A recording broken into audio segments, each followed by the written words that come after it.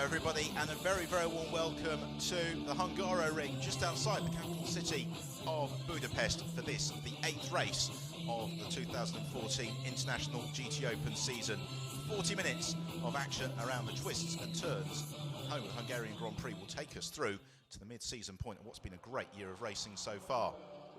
So hello from myself, Ben Evans, and welcome to a somewhat sultry, very warm Hungaroring circuit. The air temperature is in the region of something like 30 degrees centigrade. The track temperature somewhat more than that. You can see the haze shimmering off the track surface. It's going to be a frenetic hour of racing to look forward to. Lining up in pole position, the driver who finished third in yesterday's race, Nicky Pastorelli.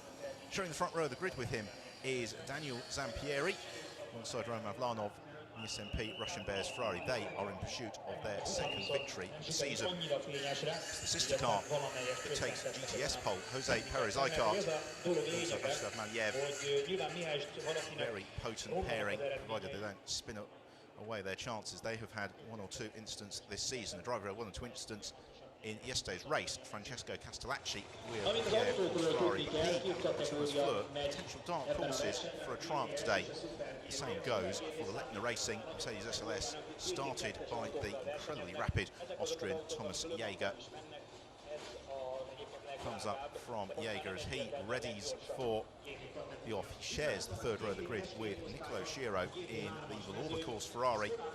He is sharing with last year's champion Andrea Monterni. Schiro Monterni leading the championship coming into today's race.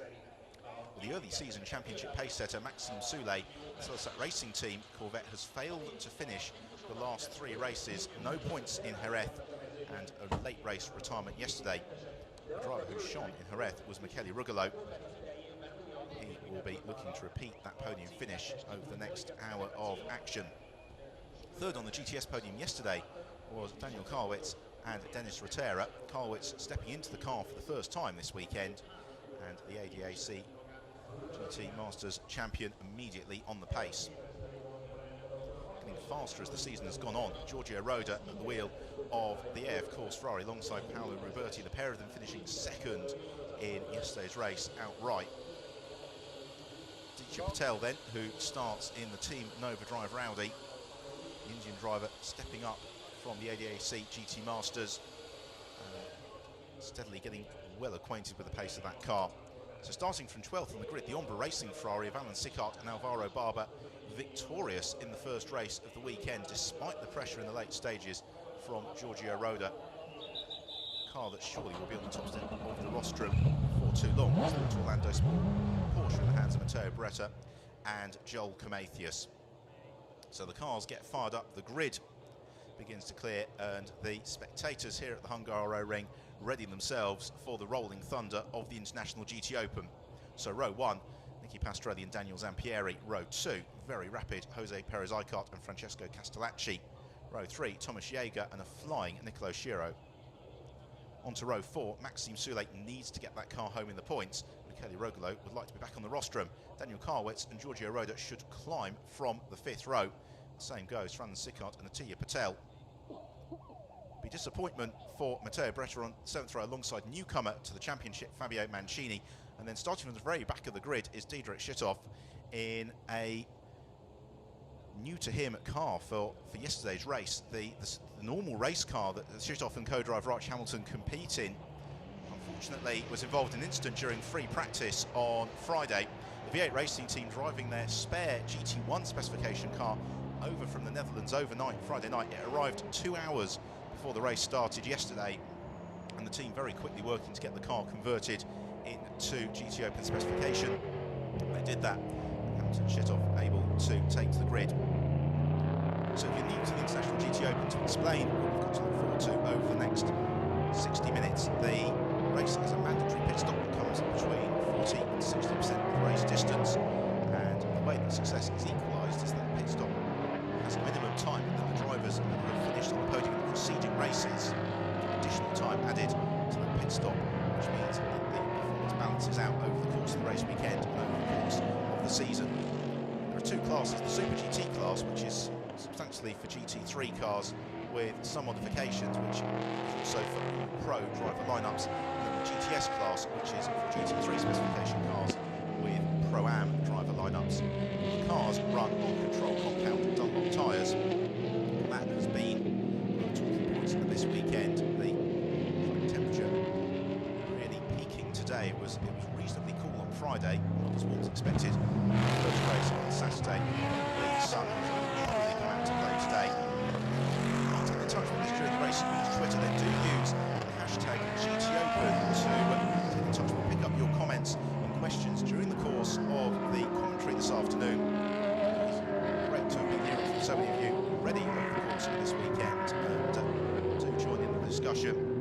As will today be a triumph for the Corvette, the Ferrari, possibly the Mercedes or Porsche, because this is a circuit that far from suits the Corvette, which typically likes the high-speed corners and the straights. That said, Pastorelli's lap in qualifying yesterday to give him pole for today was absolutely astonishing. The commitment shown by the former European, former 3000 champion, former champ car racer, former F1 test driver was something to behold. Daniel Zampieri likewise was on the limits of adhesion. Francesco Castellacci there you see in the silver. There of course Ferrari was another driver who was getting the car sliding nicely on the brakes into turn one. So it's a rolling start of course in the International GTOpen. The cars are forming up now side by side behind the pace car. We'll peel into the pit lane and then we will be going racing. So the cars to watch for then the black Vodafone Corvette of Nicky Pastorelli. Alongside him the SMP Russian Bears Ferrari in the livery of the Russian flag, Daniel Zampieri. That's car number 60, the 61 car, identical liveried. It's Jose Perez icon, the silver and red Ferrari. This is Francesco Castellacci, the silver Mercedes, Thomas Jaeger, and the black Velour course Ferrari of Nicolo Schiro. As Pastorelli paces the field, we go racing in the Hungaroring, and Maxime Soulé darts to the inside. They're four wide in the midfield as they surge towards the first turn. But it's Nicky Pastorelli who's got the inside line as they jump on the brakes. Daniel Karlwitz has made an absolutely astonishing start. It's Zampieri who tries to turn through to the outside and snatch the lead. They're all just about cleanly through, jostling for position as Zampieri leads into turn two, Pastorelli into second place. Then it's Perez Icart, Maxime Soulé, Daniel Karlwitz, Thomas Jaeger and Nicolo Schiro going side by side. Schiro elbows his way through, Jaeger drops down. Francesco Castellacci has also been shuffled somewhat in the opening exchanges as they climb into turn four and then on to the long right-hand hairpin at turn five. And wide down the back of the shop, Tia Patel, he has got fast starting. Tigran Shitov just in behind him. Soulé looking to make ground early on and darts from the inside of Jose Perez Icart. Sunset Racing team. Soulé in out front early on. He, because of those last three retirements, is carrying no additional time in the pit stops into Tumlu. Looking to give the car its third triumph of the season and their second victory as a driver pairing. So out front it is Daniel Zampieri, already trying to build a little bit of a buffer over Nicky Pastorelli. Maxime Soulé, the bright yellow car in third, Jose Perez Icart in fourth, leading the GTS runners. Head out of turn 12 on towards the first of the two hairpins that conclude the lap here at the Hungaroring. It's the 180-degree left-hander of 13, and then the 180-degree right-hander of 14. Pursuit of teammate Francesco Castellacci. Out of turn 14 and down the start and finish straight. Cars propelling themselves, astonishing velocity, 235 kilometres an hour for Nicky Pastorelli at the speed trap as they then fan out on the brakes, and Castellacci looks to the inside of Thomas Jaeger and goes through, but does he make the apex in time? Jaeger's looking for the switchback. Castellacci may well have the inside line here for turn two. The two silver cars, the Ferrari and the Mercedes, side by side. Castellacci has the inside line, he runs out wide, makes contact with Jaeger, pushes Jaeger into the clutches then with Michele Rugolo as they turn down out of turn three. Castellacci makes that move for seventh place stick as they can see already Nicolo Schiro beginning to disappear in sixth place. The crest of turn four and immediately arriving into turn five. Zampieri though, he has got additional 5 seconds. It's over Nicky Pastorelli. And the race just both of them. Of course, Water hits the car in third place.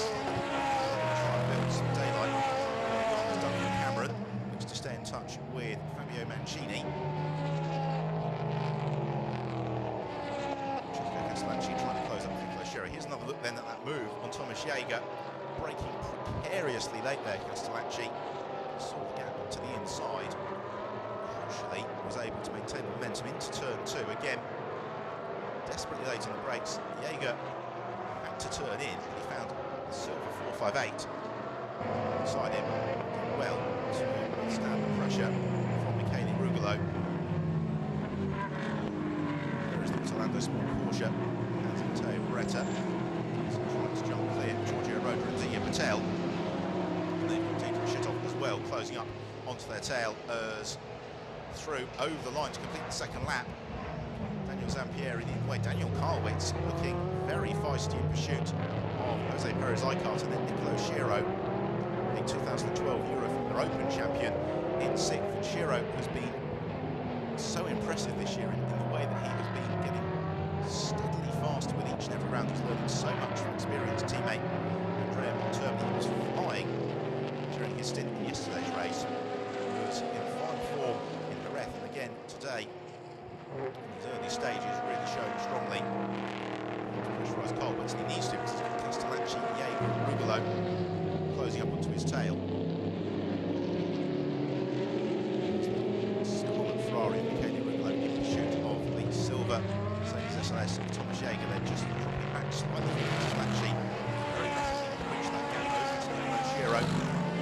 The cars taking good care to avoid clattering over the curves at turns 6 and 7. To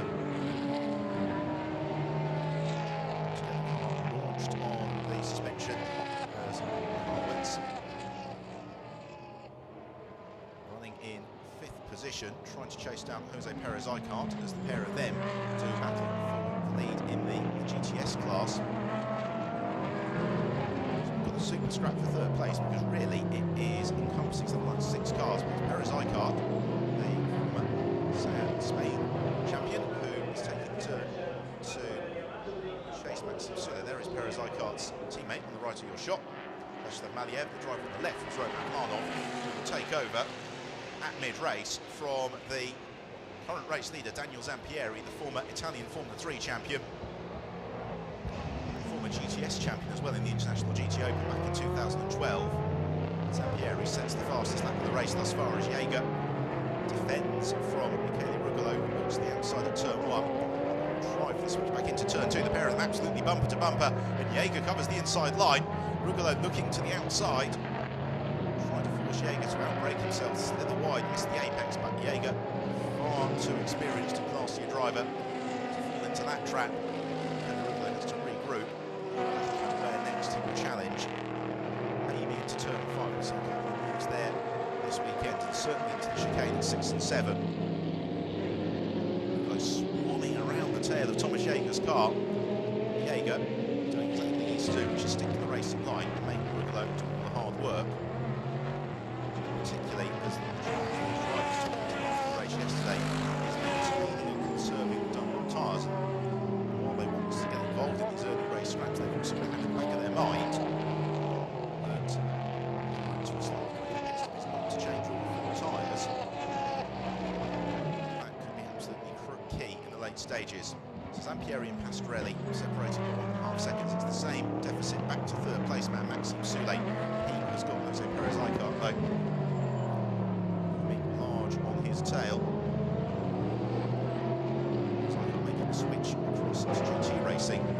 Being the race to touring cars, adapting very nicely to being one of the starts of the season, always in the pace. The Russian Bears Ferrari. The challenge he's going to have though is that the straight line speed of the Corvettes, particularly the Southside Racing Team Corvette of Maxime Soule, is going to be hard to overcome through the speed trap.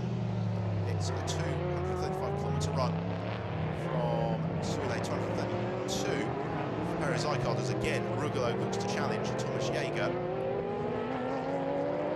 Jaeger showing just how wide you can make a Mercedes SLS when you need it to be. Rugolo not going to find any joy to the inside line into turn 2.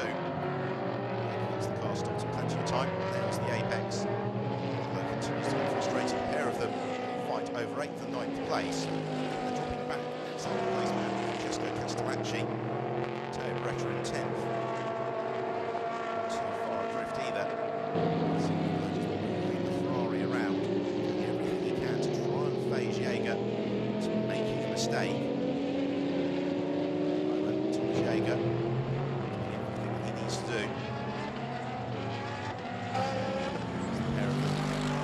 Chicane at turn 6 and 7. Now they've got this sequence through the second half of the second section. Lots of turns coming in quick succession, left and right flicks. Quite challenging to overtake. Instead of what to do, just get as close as possible to the car in front. And then begin to build for challenge, maybe into turn 12. Likewise for turn 13, and then use the last lap to begin to build the challenge down the start and finish straight. I guess an average will take over from Kenny Ruggalo mid-race, pushing on from the Air, of course, garage. Ruggalo moving still fairly deep into his extensive book of tricks. Trying to find a way past the Mercedes of Jaeger. So it comes down to can Ruggalo hook up the traction through turn 14. He's not on conventional racing line, but he still carries so much momentum. And that is the beauty of the Ferrari 4th wedge. It really does have good stability through slow and mid-speed corners. Is it going to be enough to allow Ruggalo to challenge into turn 1? No, but Jaeger was very deep on the brakes then as he run wide. Yes, he has, and that gives Ruggalo the opportunity as they make contact. But Michele Ruggalo sneaks past Thomas Jaeger, who finally bowed to the pressure. Made a slight error on the brakes into turn 1. Had to let the car run out wide. That was all that Ruggalo needed to pounce and jump through, gain the position. Oh, but Ruggalo makes a big mistake into turn 4, slides out wide over the curbs. Maintain his position into turn 5. Again, he and Jaeger almost made contact. They're still side by side. It's going to be a sprint towards the chicane at turn 6. Ruggalo has to concede to Jaeger. Both drivers absolutely on the cutting edge here. Antonio Beretta and Giorgio Roda looking to join in this fight as well, to make a four-way tussle for 8th place. Have a look then. So you see Jaeger just a little bit too deep into the first turn. He runs out wide. That gives Ruggalo the opportunity. Coast of contact between the pair of them. Ruggalo finding a quadrant to down the car, then comes earthing into turn 4, charges out wide, rejoins, and tries to keep Jaeger behind him again. A bit of contact between the pair of them. There's Zadambic, to do without that sort of test to his nerves before he prepares himself for his stint. So the order then is Daniel Zampieri, who leads the way. 2nd place is Nicky Pastorelli. 3rd, Maxime Soule. 4th, Jose Perez Icar. 5th is Nicolo Schiro. 6th is Francesco Castellacci. 7th place is Thomas Jaeger, despite the best efforts of Michele Ruggalo in 8th. It's Matteo Beretta in 9th. Giorgio Roda completes the top 10, and that means that into the pits we've got Daniel Karlwitz. So Karlwitz is in what we saw him running out wide. Just wonder whether that was inspired by something going wrong with the car rather than a mistake from Karlwitz, who's been remarkably consistent throughout the course of the weekend. Field still nice and tightly bunched here. We've got the top 10 separated by just 13 seconds, as it probably won't come as news to you to know that Michele Ruggalo has been shown for driving standards. Attempts to move ahead of the racing. So that's Thomas Jaeger. Again, Ruggalo showing himself every which way. Notice that the movement is coming from the Ferrari of Ruggalo. It's not coming from the Mercedes of Thomas Jaeger. He's just sticking to the conventional racing line. Essentially driving as if there's nothing going on behind the mirrors. Because these GT3 cars are so matched over the totality of the lap, although Mercedes is stronger in different parts of the circuit in comparison to the Ferrari. It's tricky to try and fashion that way through. The Williams team equally concerned. They don't want to happen. Neither team wants to happen. As the pair of them try not to look too hard. Both cars head back to the garage in various bits and pieces. There's being launched and cleaners again. Ruggalo looks to set up through the final turn. He's going to have a good run here down the start and finish straight. Though he flicks the car sideways midway through turn 14. He carry that momentum. You can see that daylight Castellacci has opened up over this scrap for now 7th position. Again, braking as late as he dares as he made the apex. Yes, he has. It means the position. Super scrap.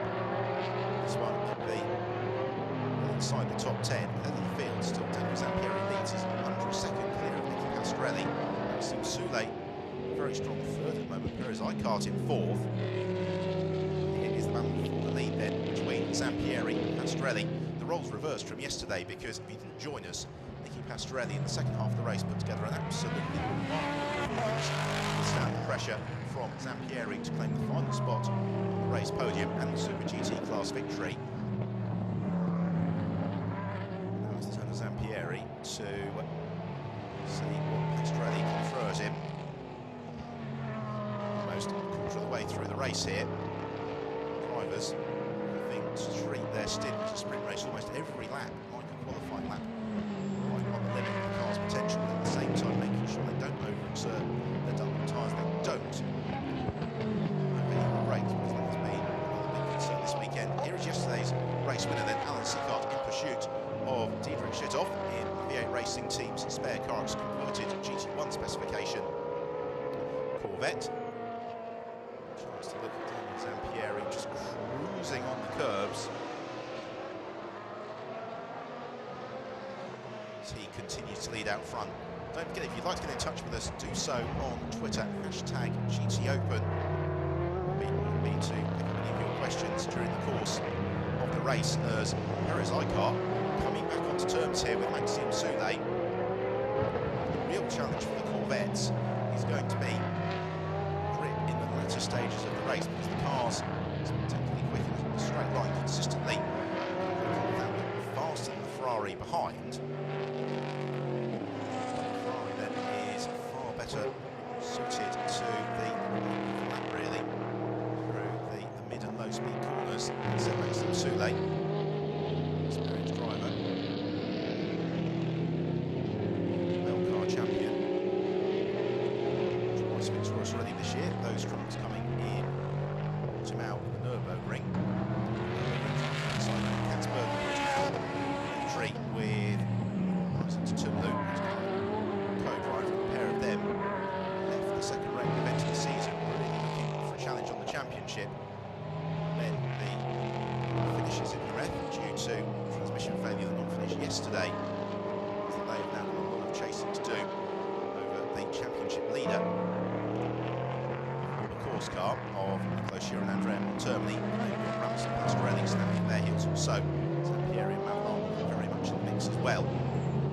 So they're just struggling to make the apex there for turn 13. Whereas Icart tries to sneak the Ferrari to the inside, he can't do it. All he wants to do is ideally force a mistake from Soulé from turn 14 to allow him to challenge the Corvette as they blast down the lengthy start and finish straight. Of course, extended here at the Hungary ring, back in the mid-40s from the original configuration, which saw the first corner arrive a little bit sooner with a little bit less of a tight radius. It was elongated somewhat, the braking zone extended to create a much stronger passing opportunity.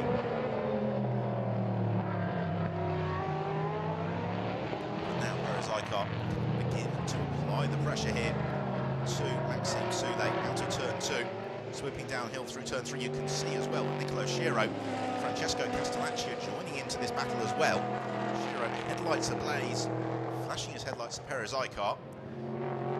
Perez Icart is well aware of the fact that he has got Nicola Schirra in behind him. Schirra has not been cognizant of the pace of Francesco Castellacci all weekend. A replay here, Alan Sicart limit over the AstroTurf for a Ferrari just bucking a little bit in suspension. Jager and Michele Rugolo continue to fly in formation, maintaining in 7th place. Pastorelli appeared to be somewhat closer to Zampieri this time around than he has been on previous laps. As the pair of them exit turn 12, we are about to conclude the 10th lap of the race here.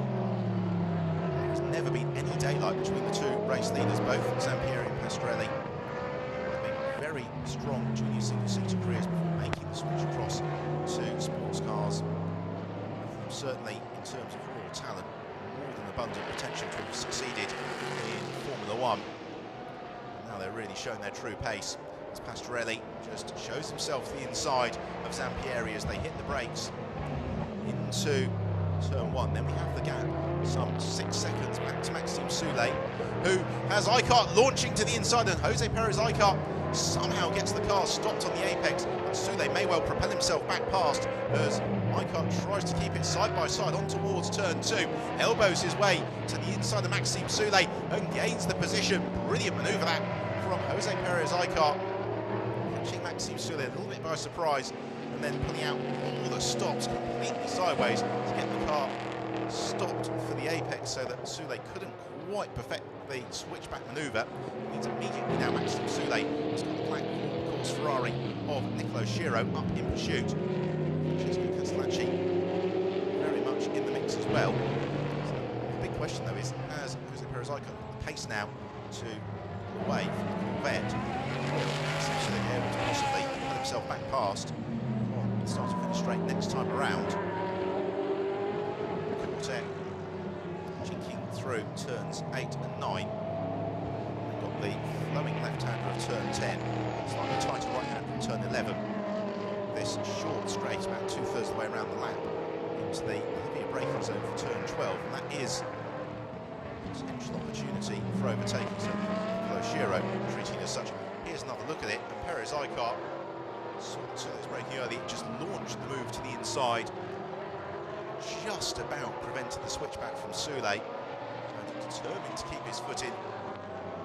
Very clean driving from Soulé. He gave Perez Eichhardt the cars width once he was sure he was there.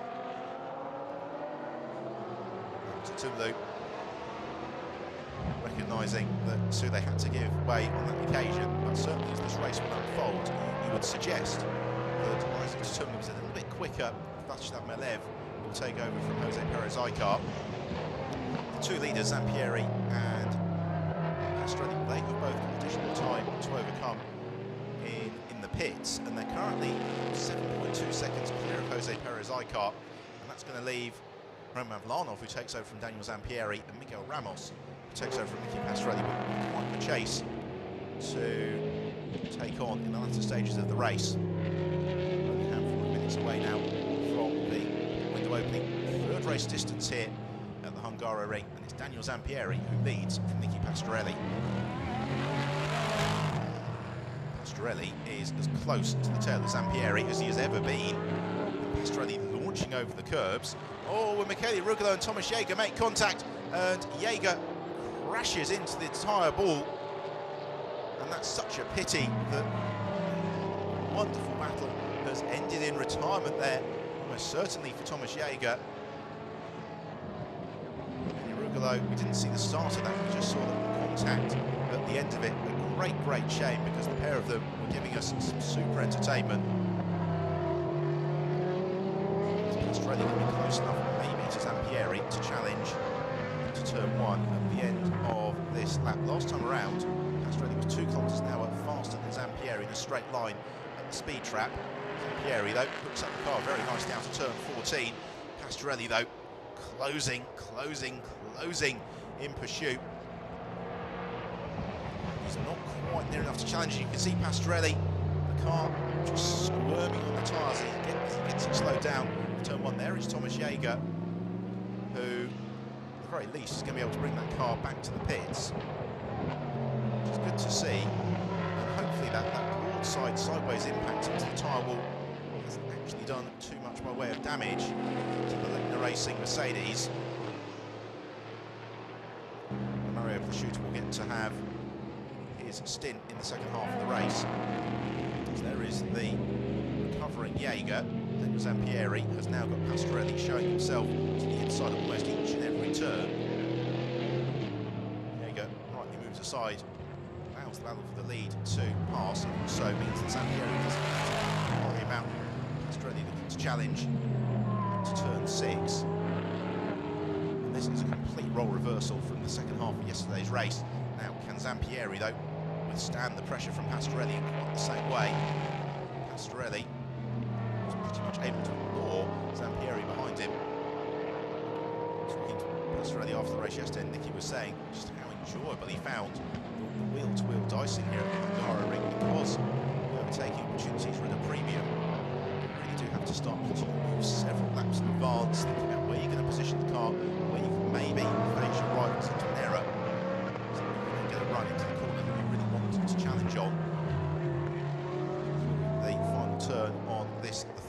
lap of the race. The pair of them accelerating once more onto the start and finish straight. And Pastorelli showing himself to the inside line of Zampieri is not alongside just yet. The camera is shortening the angle a little bit. Catches his headlights, tries to disconcert Zampieri, who has absolutely none of it. Moves across, crisply takes a perfect racing line. The pair of them continue downhill into turn 2. Again, Zampieri covers the racing line. Pastorelli shows himself to the inside. Zampieri doing exactly what Thomas Jacob was doing a little bit earlier on. Meanwhile, the fight for 4th place, Maxime Soule, who's got Nicola Shiro and Francesco Castellacci all over his tail as the driver change window opens here at the Hungaroring. The race then will be turned on its head fairly shortly. This is when the strategy component comes to the fore, when the cycle needs to work itself out as well.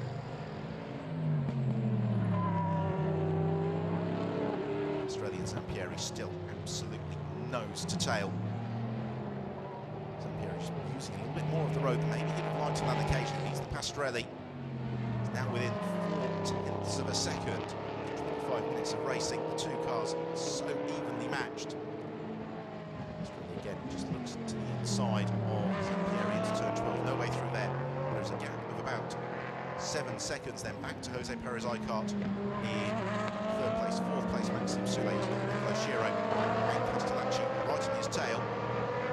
Neither of the leading duo elect to make their pit stop on this occasion. About those slightly further behind. Again, Zampieri and Pastorelli probably will stay out reasonably deeply through this pit stop cycle. They're both a little bit quicker than their co-drivers. The car we do have into the pits, though, is Nicola Shiro. So Shiro comes into the pits to hand over to Andrea Montermini.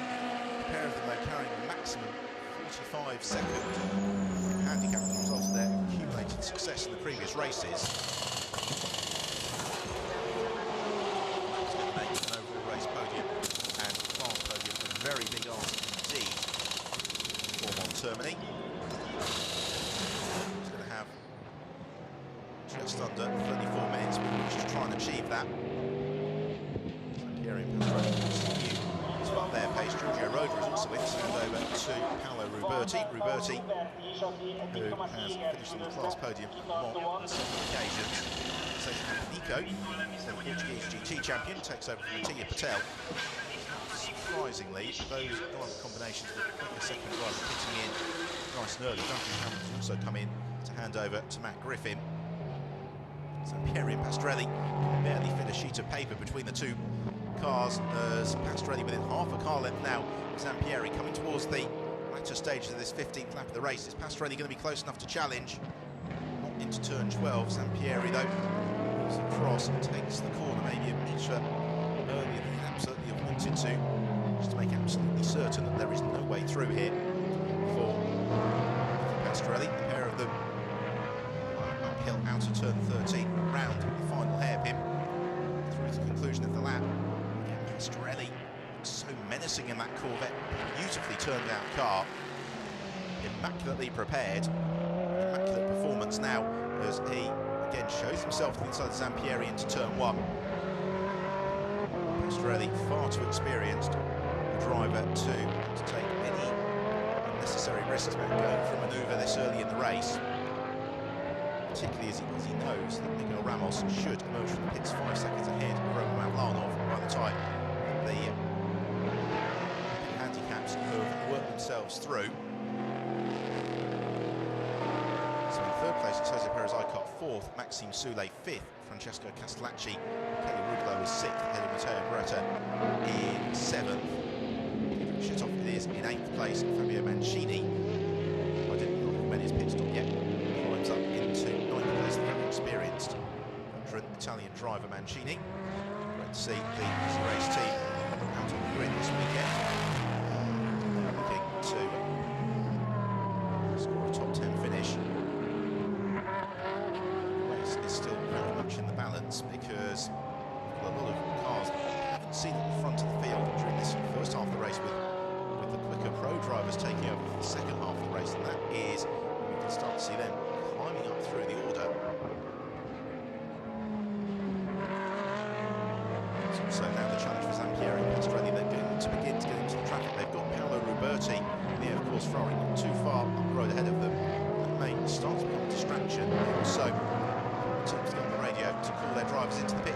Pastorelli decides there's nothing more to be gained by examining the rear spoiler of Zampieri's car. He ducks in. Ramos readies himself as Pastorelli brakes as late as he dares to get down to the 60 km/h pit lane speed limit, because they know it is these fine margins that will determine the outcome of the race. Pastorelli to a halt. He jumps out.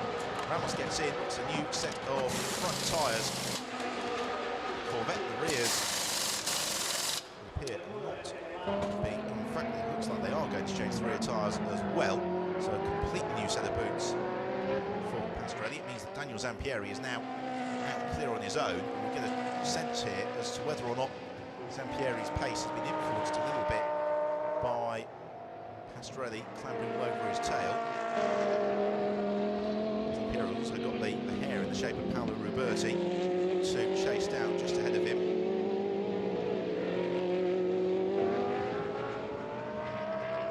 So just coming up half race distance, the pit stops well and truly underway. Zampieri is race leader. Second place then is going to be the sister SMP Russian Bears Ferrari, Jose Perez Icar. In third place it's going to be Maxime Soulé. As those three cars have not yet made their pit stops. Those that have made their pit stops, Cesar Campanico, who's currently to the fore of the queue in 10th place. Zampieri chasing down the AF Course Ferrari of Paolo Roberti. He's got the similar AF Course Ferrari, Matt Griffin, just in behind him, as Miguel Ramos rumbles down the pit lane, agonisingly slow until he crosses the pit exit line and then can plant his right foot, accelerating downhill towards turn 1. Zampieri staying out nice and deep into this pit window, with good reason. Same from Maxime Soulé and Jose Perez Icar. Certainly this is looking good for Maxime Soulé as he comes into the pits now. Don't forget, he has got no additional pit handicap time, and that means that Isaac Tutumlu may well emerge in the lead of the race by the time the pit stop cycle has been completed. So Tutumlu, former Orlando Sport Porsche driver, switching to the Celisat Racing Team Corvette. Victorious, his first outing in Portimao, gets strapped in by Soulé. So only now with a smattering of cars wanting to make their pit stop. One of them is the race leader, Daniel Zampieri. Zampieri coming at the end of this lap into the pit. Meanwhile, has come Fabio Mancini and Diederik Schittoff. There is Schittoff in the spare Corvette V8 Racing Team. He's driven overnight from the Netherlands to be ready just in time for yesterday's race. Archie Hamilton, fresh from the Le Mans finish, jumps in. He'll be looking to try and challenge for a Super GT podium if they possibly can. Zampieri pushing on the very limits of adhesion. Get the feeling that the SMP Russian Bears Ferrari is in urgent need of new set of Dunlop tyres, because Zampieri's best lap of the race thus far has been a 1:47.2. His last lap was a 1:48.9, which was actually half a second slower than that posted by teammate Perez Icar, and therefore Zampieri now gets the call to head into the pits, gets the car sideways, and to carry as much momentum as he possibly can as he jumps on the brakes now. An extra 30 seconds of handicap time. That was victorious in race 1 in Jerez. Ronald opens the door almost as soon as Zampieri comes to a halt.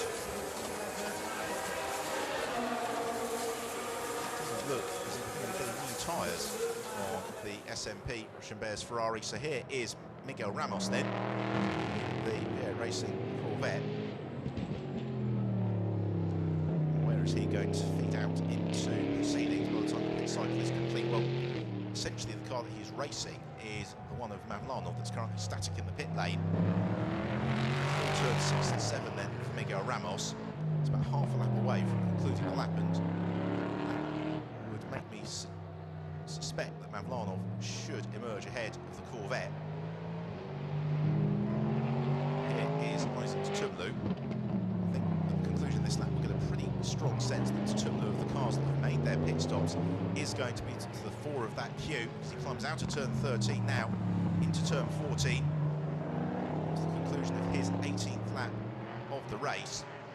And Tumlu blasts through over the start and finish line. So Tumlu is through as Zampieri only now starts, or rather Mavlanov only now starts to come down the pit lane. A lot of daylight then behind Tumlu. The next car through is Miguel Ramos, and Ramos may well maintain a jump through the pit stops. Roman Mavlanov, so Ramos goes up into essentially second place ahead of Roman Mavlanov. Next car along then is going to be the GTS class leader Sosa Campanico. He has got Paolo Ruberti and Matt Griffin homing on his tail.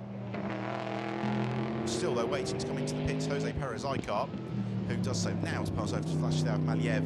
Francesco Kelly Rugolo, out jumps Perez Icar in hops. To cut runner-up, Vladislav Maliev. New tyre going on that car. So they sit in the pit lane. Isaac Tumlu is about 2/3 of the way around the lap. And certainly, this is a much needed result. Is there a problem there for Michele Rugolo in that the door isn't opening on the AF Course Ferrari, and that would be from the contact with Thomas Jaeger. It's stoved in the door, and so Claudio Sadanovic is going to have to enter the car through the other side. Rugolo somewhat frustratedly jumps out. That's going to be awkward here for Sadanovic in terms of how he's going to firstly get himself into the seat, secondly then be strapped in. So drama then in the AF Course pit. Tumlu with everybody else having made their pit stops. Heads around on his way, but Maliev is going to emerge from the pits in the lead of the race. So our race leader then, Vladislav Maliev. Second place is Isaac Tumlu. Then in third place it is going to be Miguel Ramos. So Ramos in third. The big question is how quickly could Tumlu get onto terms here with Maliev. Maliev, who has had some really good moments in terms of pace thus far this season. He's also had one or two spins. He lost the GTS class victory in race 2 in Portimao, actually delaying Tumlu into the bargain. Also spun away a potential GTS podium in race 2 in the Red a fortnight ago. He's pushing very, very hard because he knows that the Corvette of Isaac Tumlu, as the next 23 minutes unfold, is going to be using its tyres probably a little bit more aggressively than the SMP Russian Bears Ferrari. Therefore, he's going to plan all the stops to try and maintain the advantage. So we've got just over a third of the race remaining. The pit stops are complete here in the second race of the weekend at Hungaroring. It's the race that's going to take us up to the mid-season mark. We have thus far this season have had 7 excellent races. This is well set to be the 8th because we have got lots of gaps closing down in these latter stages, and sufficient time for those gaps to close up. So here is our race leader then, Vladislav Maliev. This is about to be the 20th lap of the race, reeled off and consigned to the history books. You can see just how hard Maliev is pushing the car, breaking traction. So across the line goes Maliev. His advantage over to Tumlu, 4.3 seconds. Tumlu then in second place has got pretty much the length of the start and finish straight over the third place car, which rumbles through. That is Miguel Ramos. Ramos is 13 seconds back from Tumlu, but 1.5 seconds a lap, crucially quicker. So that's that race Team Corvette. Then it's Roman Mavlanov in fourth. Fifth place and second in the GTS class is Thomas Fleur. Sixth place is Cesar Campanico. Seventh, Paolo Ruberti. Eighth is Matt Griffin. Ninth, Alvaro Barber.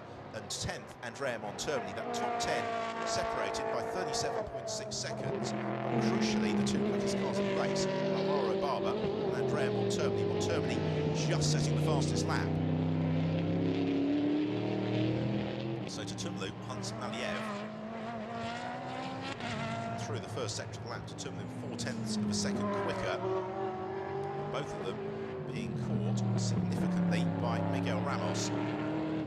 Ramos has got just enough time left in the race. You can see how hard Montermini is pushing. Currently the fourth of the Super GT runners.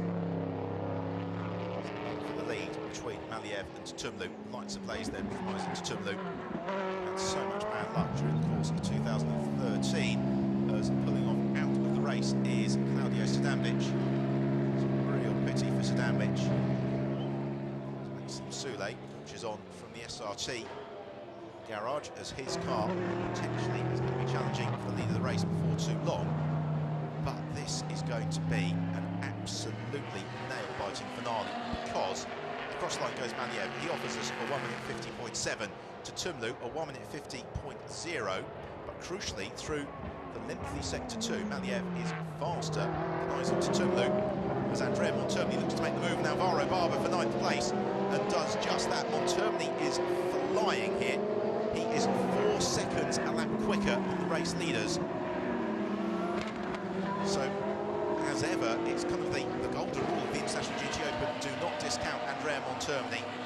Now, Alvaro Barber, riding shotgun, a pair of them may well cut us away through the field. They've got this group of cars up ahead of them. So Montermini is 34 seconds back from the lead of the race. He is 4 seconds quicker than the race leaders. Another look at the move then into turn 13. Alvaro Barber sees him coming, recognises Montermini's latent pace. Doesn't put up too much of an opposition. Here is Archie Hamilton in the V8 Racing Corvette, currently in 12th place. Archie, 5th in the Super GT class, still looking for his first outright race podium of the season that he will keep. He finished 2nd in Portimao, but scrutineering found to have issues, so they lost that result. So Tutumlu is 3.6 seconds back from Maliev. Maliev launching the car over the curbs at turn 6. This is very assured driving from the Russian. He's learned an awful lot from the tutelage of Jose Perez-Icard, and he really is pushing because they do stand a very good chance here of winning the race overall. Because Maliev on this lap has been fractionally quicker than Tutumlu, so across the line they sprint. And almost identical lap times, but Maliev quicker. He builds the gap out to 3.8 seconds. If Maliev can maintain this consistency, both he and Tutumlu up in their pace significantly on that last lap as well, into the mid-1 minute 49s. And this could be quite spectacular triumph. Maliev and Jose Perez-Icard, they lead the race overall. They lead the GTS class. Second in the GTS class is Thomas Fleur from Cesar Campanico, Ruberti and Matt Griffin. Ruberti looks to the inside of Campanico. There it's Matt Griffin just in behind in the red and white 54 car. The black car of Montermini in this queue as well. And Montermini needs to try and side through this GTS podium squad as quickly as he can. Ruberti to the inside of Campanico. Montermini tries to the inside of Griffin. Somehow they all shuffle through turn 3. Takes a big bite out of the curb, and that's going to give Montermini the opportunity to challenge en route towards turn 4. As Ruberti looks to the inside, Thomas Fleur into turn 4, has to take evasive action onto the curbs. They all queue up behind the of course Ferrari, and Montermini makes it 2 places thus far this lap to the inside of Cesar Campanico. Griffin being challenged by Alvaro Barber. As headlights ablaze, Paolo Ruberti tries to start to the inside. Thomas Fleur breaks himself. They have to take evasive action. Almost 3 wide coming out of turn 7 into turn 8. Montermini darts the inside now of Thomas Fleur. Alvaro Barber has cut away through this group as well. It is all too nervous for the Law, of course, team on the pit wall. Now Montermini is through that gaggle of cars, except for Paolo Ruberti. So this is the fight for 5th position now, headed by Ruberti as Matt Griffin looks to the inside of Thomas Fleur and goes through. Takes the place, Cesar Campanico. It's not a brilliant lap here. He has been shuffled away towards the back of this group. He may be able to dart past yesterday's Gentleman Driver Trophy winner, Thomas Fleur, second in that category today behind Vladislav Maliev. Over drive round of Cesar Campanico. Move down, start and finish straight as Montermini in the Law, of course, Ferrari attempts to close onto Paolo Ruberti. Tony going to be close enough to challenge into turn 1. So he gives it some consideration. Thrown himself to the inside, and if they could, by mutual consent, agree to sort this squabble out, there is every possibility they could challenge for an outright race rostrum, because the pace of Barber, Roberti and Montermini is such that they have been closing in on the 4 cars in front of them. And Roberti runs wide out of turn 3. Montermini, though, can't quite challenge to the outside into turn 4. That's what he looks to do. Takes a big bite of curb, though, on towards turn 5. Roberti, like Andrea Montermini, summit of international GT racing for many seasons. They're racing for overall race position. They are in different classes. Montermini in the Super GT class, but into the fact that he and the man in the picture, Koshiro, both professional drivers. The course team, last year's champions, the GT2 spec Ferrari, running the GT3 car this year, worked very hard over the opening rounds to get the car doing exactly what they wanted to on the Dunlop tyres, and it really is paying dividends now. Montermini cannot afford to spend long here, buckled up behind Roberti.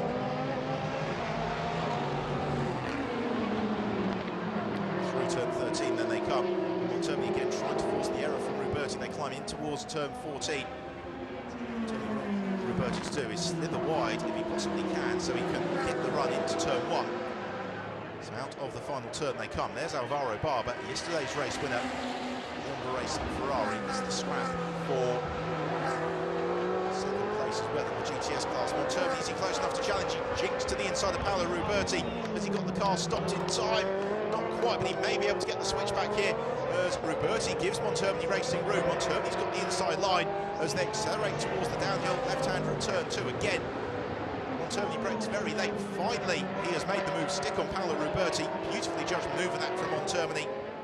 He is now released to try and break clear with 14 minutes to go. All of that squabbling means that Montermini remains about 30 seconds behind the race leader. Here's another look at it. Precariously late on the brakes, but just about getting the car stopped in time to be able to maintain sufficient momentum to challenge for the inside line downhill to turn 2. The red car of Roberti to the outside, can't turn in. Montermini is there on the inside. The move is complete. So out front, Vyacheslav Maliev continues to lead the way. He is 2.8 seconds clear of this man, rising to Tumlu, and again on this lap to Tumlu, giving away a little bit of ground here to Maliev. Nerves in the pit garages, and rightly so. The gap between first and second is 2.8 seconds.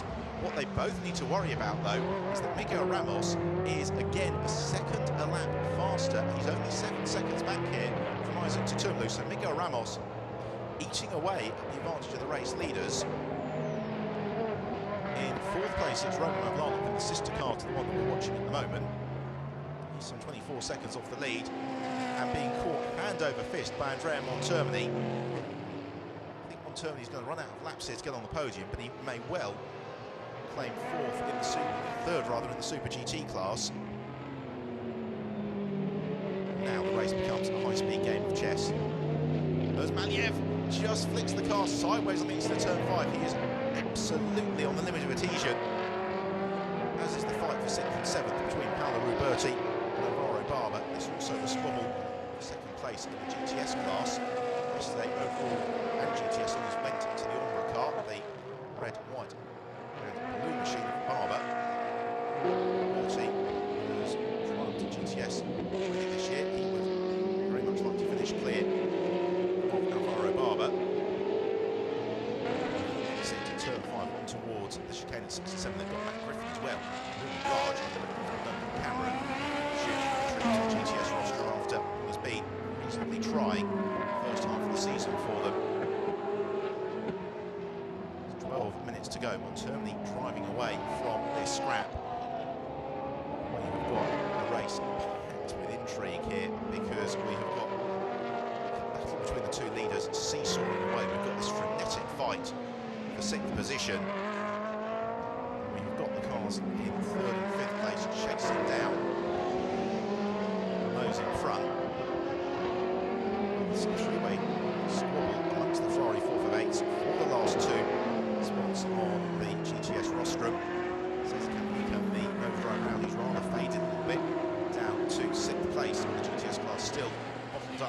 autonomous floor. So 26 laps now complete. The deficit at the front of the field is that Isaac Tumlin is just 1.8 seconds now back from Vyacheslav Maliev, and Miguel Ramos is only 8.6 seconds back from the lead as well. So Miguel Ramos could well pull off a remarkable triumph here. He maintains the sort of pace at which he's currently running. Barber pretty much exactly as they were yesterday, which was running in tandem. Yesterday it was Alvaro Barber who was in pursuit of Roberti as well. Much the same result, which is that Barber stayed up behind Roberti to tell he couldn't quite pick a way past. And Griffin just biding his time. We've still got 10 minutes of the race remaining. There's no need to do anything too dramatic just yet. But onwards, as out front now, the chase is very nearly at its conclusion. Maliev has been caught by Tumlu. Tumlu, I suspect, getting the hurry up a little bit over the radio here because they've got Ramos closing up as well. This has been another good lap from the Silverstone Racing team. Corvette driver Isaac Tumlu, who accelerates in pursuit of Vyacheslav Maliev. The gap between the pair of them just over a second. A straight line speed advantage of the Corvette, a couple of kilometres an hour. And did Maliev make a mistake there into turn one? We follow to Tumlu. Where's Maliev? He just about gathered up the apex. Now, can Maliev drive with the consistency that he needs to over the next 10 minutes? This is true pressure, top level international GT racing, with two quick Corvettes closing on his tail, because Miguel Ramos, again, last time around, was a good 2 seconds quicker than Maliev.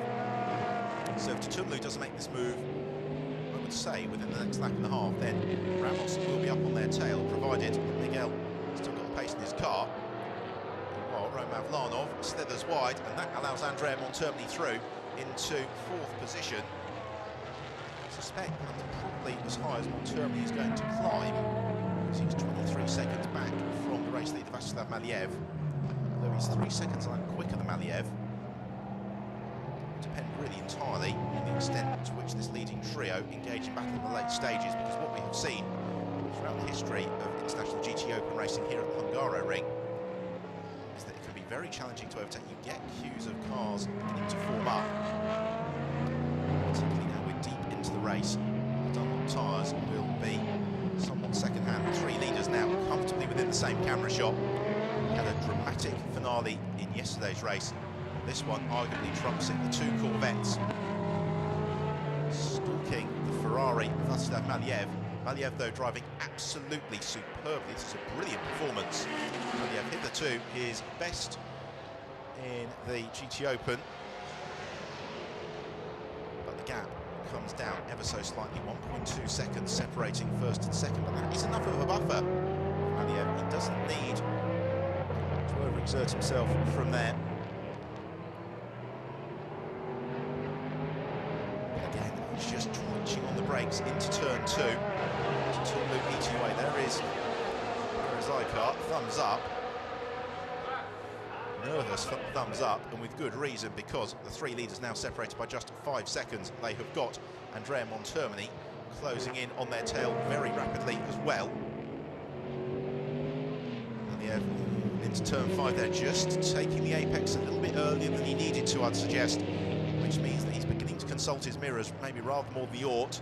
And it's enabling Tumlu now to ease that gap down.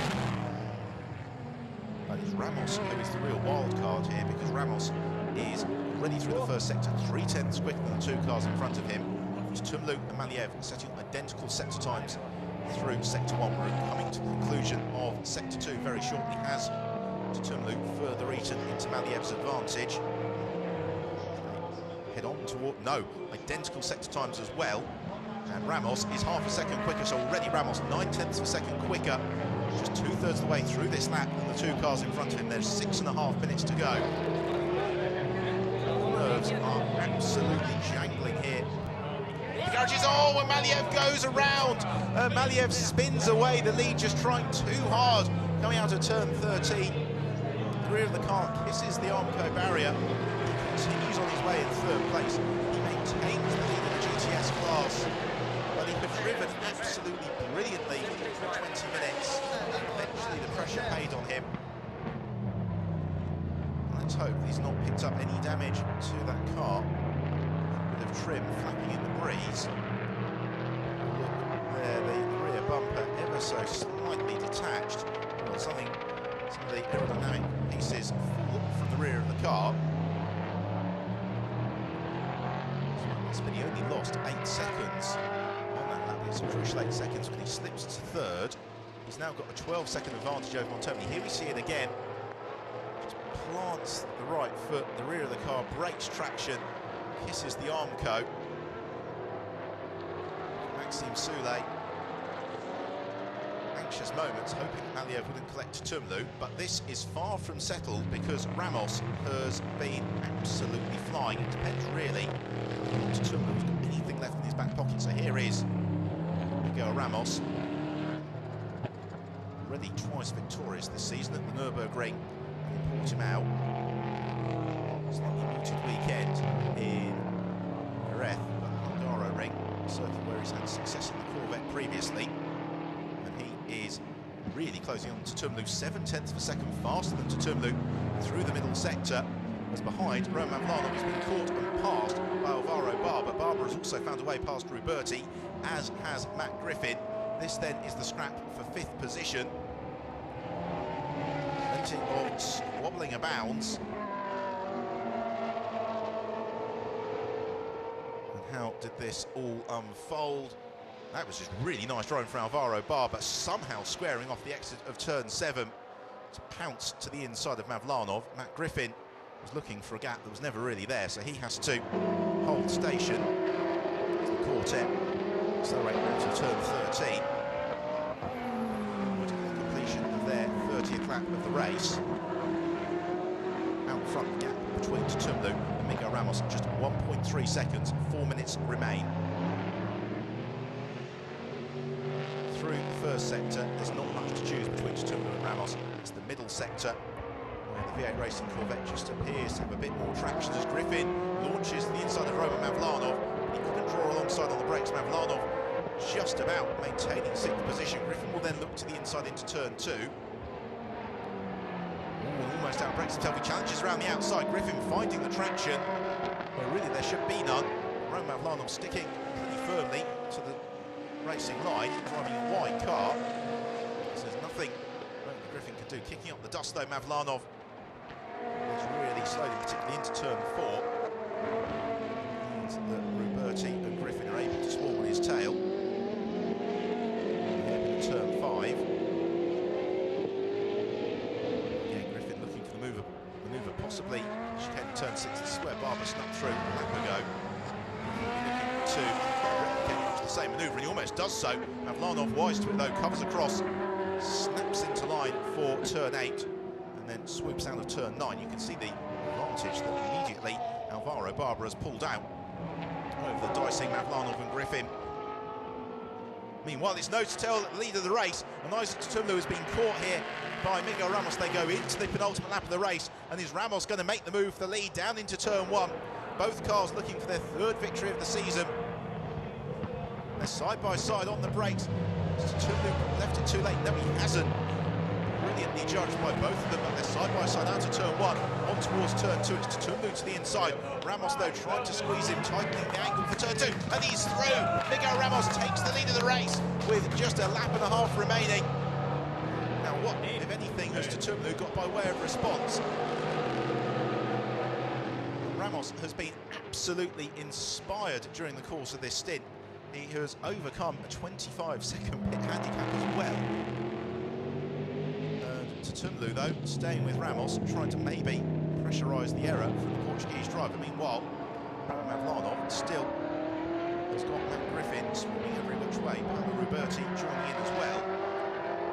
The other item to bring you up to date with is there is a very good chance that Andrea Montoni will overhaul Vladislav Maliev between now and the checker flag to take 3rd place, because he's 4 seconds lap quicker. He's only 4 seconds behind. All these groups of cars dicing in the top 10 in the late stages of the race.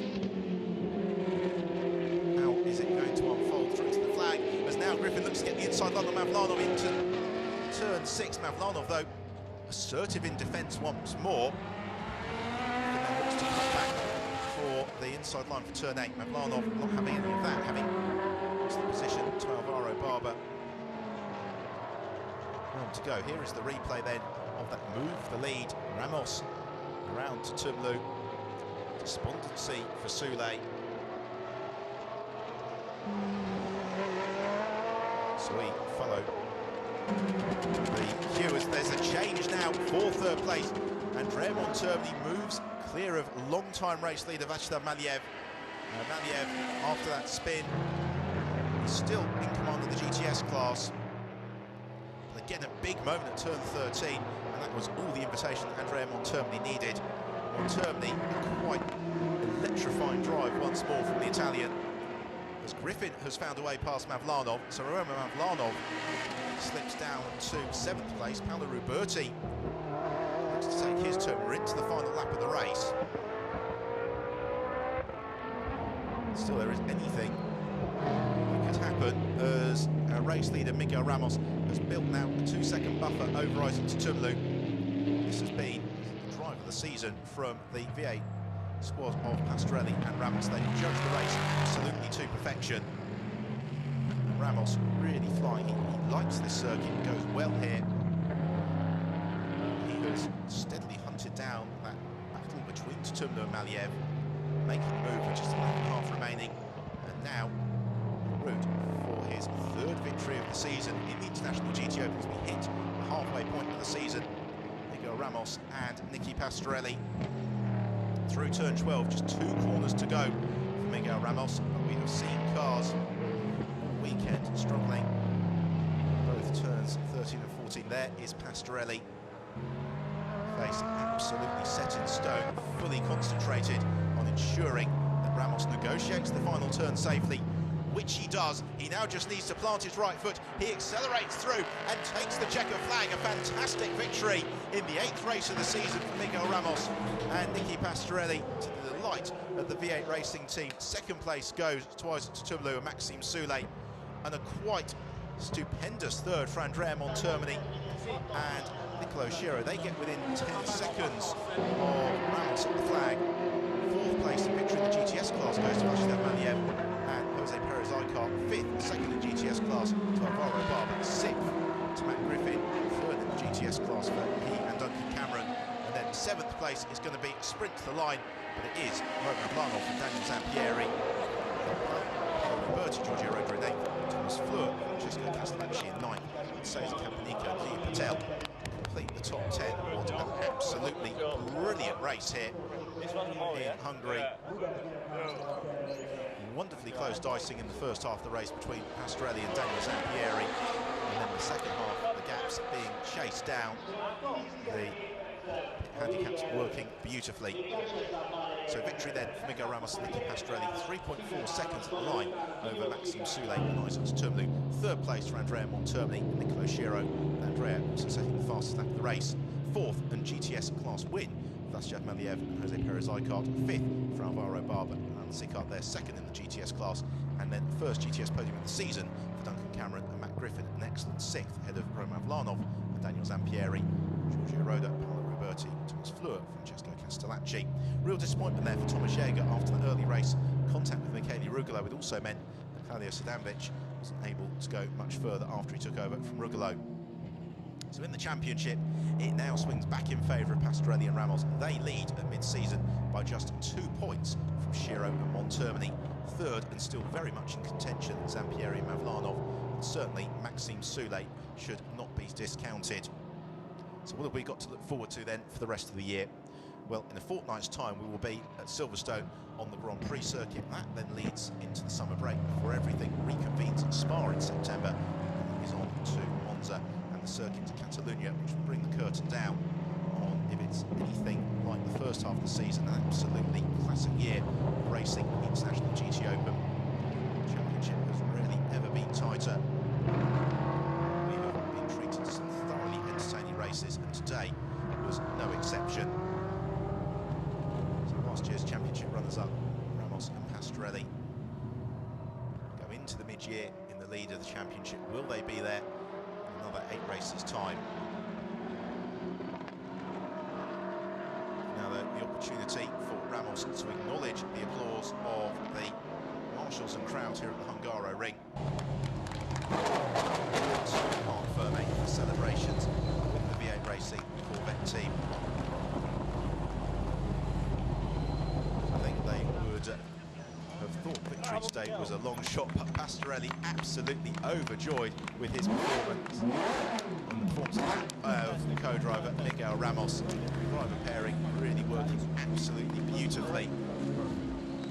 Absolutely perfect, says Pastorelli. The OK side from Ramos, and a big thumbs up. Second place then for Tutumlu and Sule. It just didn't quite work out for them today, but nonetheless, after this one, the 3 straight retirements, to be back on the podium and back adding to the points were very important. Andrea Monterni and Nicola Shiro once more back onto the rostrum, and they are continuing to be right at the forefront of the championship battle. The GTS class, Vaclav Maliev drove superbly, but for that spin he may well have held on for the victory of not an overall race podium. He, Jose Perez Icart, win the GTS class. Alvaro Barber and Alan Sicart had an excellent weekend in the Ombra Racing Ferrari. Matt Griffin and Duncan Cameron finally seem to have got their AF course Ferrari working to their liking, and nagyjából 2 körrel a leintés előtt veszítették el a vezetést, de amennyivel az egész hétvégén gyorsabb volt a 6-os Corvette-nél a 2-es, úgy ez simán belefér a történetbe. A legjobb gentleman rider.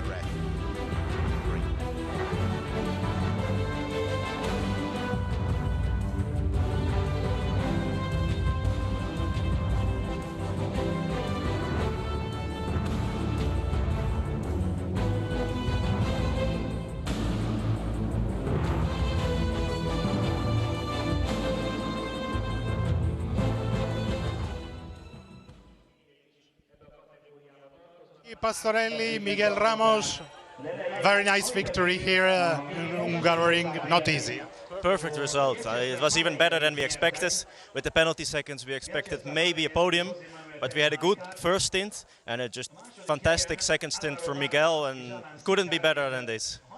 Miguel, it was tough at the end. Yeah, it was really nice. I had the goal to overtake them.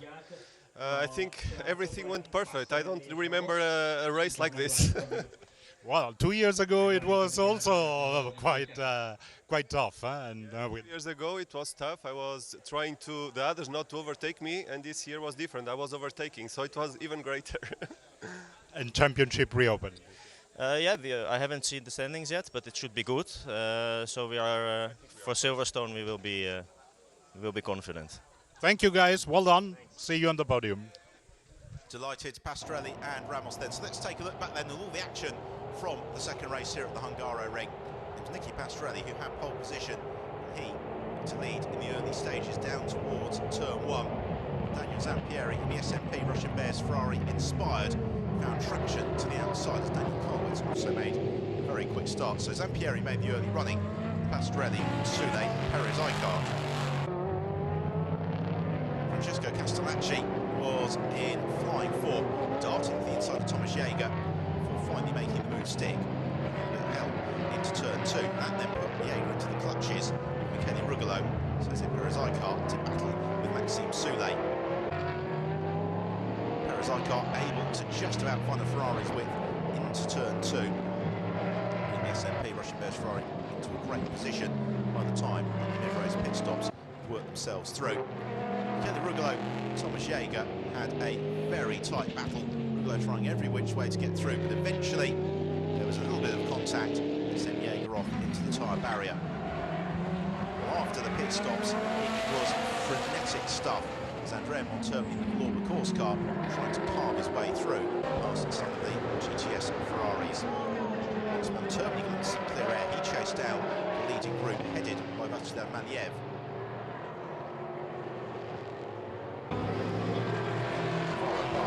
So inspired for once more, deputising for Stefano Constantine this weekend.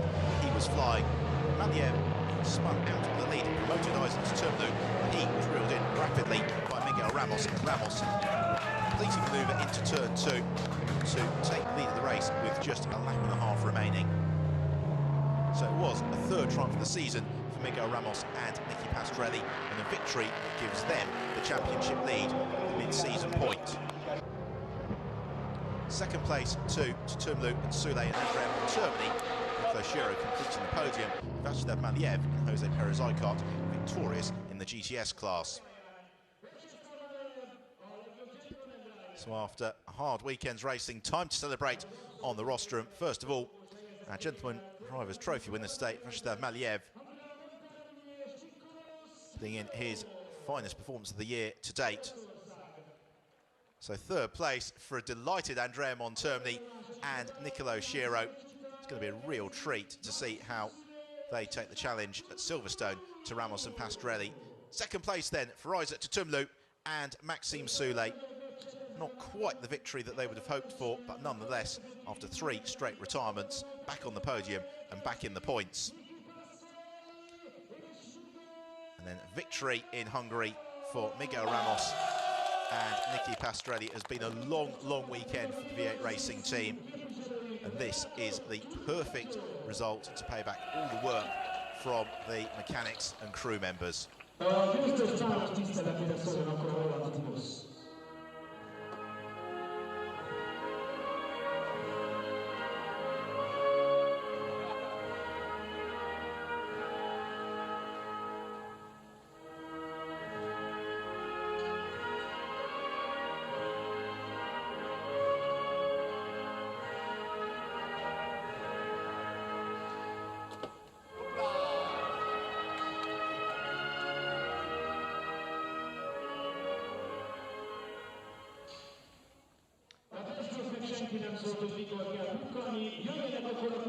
So the Dutch national anthem then for the V8 racing team is on to the presentation of the trophies.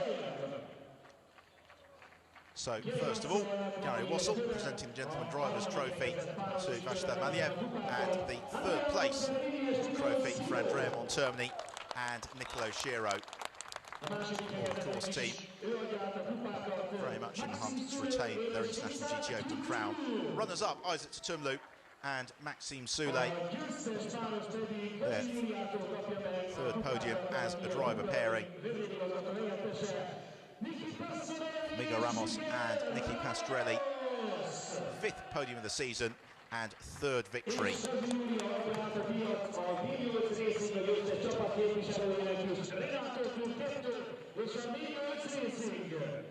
And then the winning team, of course, V8 Racing, as they let rip with the champagne on the podium, celebrating at the end of a hot and long weekend's action here in Hungary. The weekend that has rewarded us with 2 absolutely super races.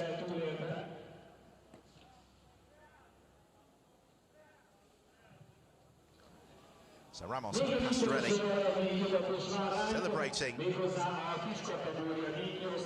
on the top step of the podium.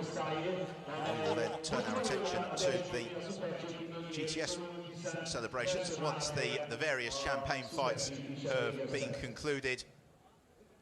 Time first as well, celebrate with some photos. I think all of the combinations on the rostrum to date, the result arguably exceeding what they were expecting when the lights went out and the race got underway.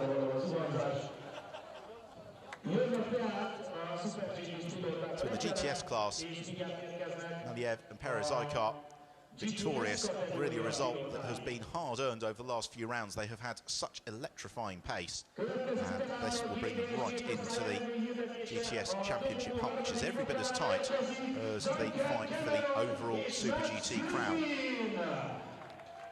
First of all, 3rd place though in the GTS class, Duncan Cameron and Matt Griffin. 3 times they won overall last year when they were running in the Super GT class. They have really struggled for setup and pace in some of the open rounds this year, but it really seems to have clicked today in Hungary. Runners-up, completing a great weekend for Umbra Racing, Alan Sicart and Alvaro Barber. And then GTS winners then, Vyacheslav Maliev and Jose Perez-Icart. Applause from all the mechanics down in the pit lane.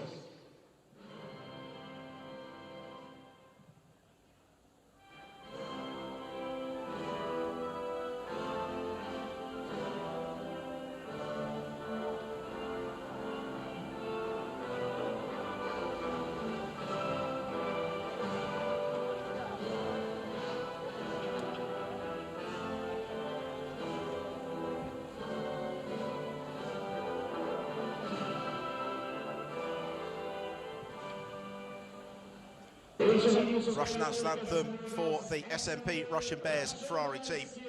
GTS class victors at the Hungaroring.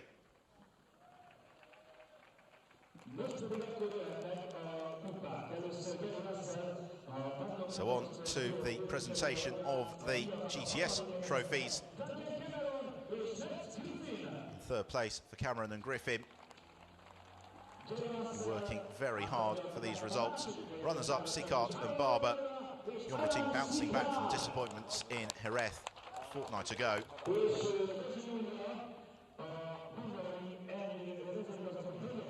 And winners, Maniev and Perez Icart, celebrating on top of the podium. Will they carry that form through into the second half of the season? Well, the action resumes in just a fortnight's time on the Silverstone Grand Prix circuit before we head into the summer break. We hope very much that you will join us in the UK in a couple of weeks' time. For now, though, from myself, Ben Evans, thank you very much for your company in the Hungaroring this weekend. We'll see you very soon.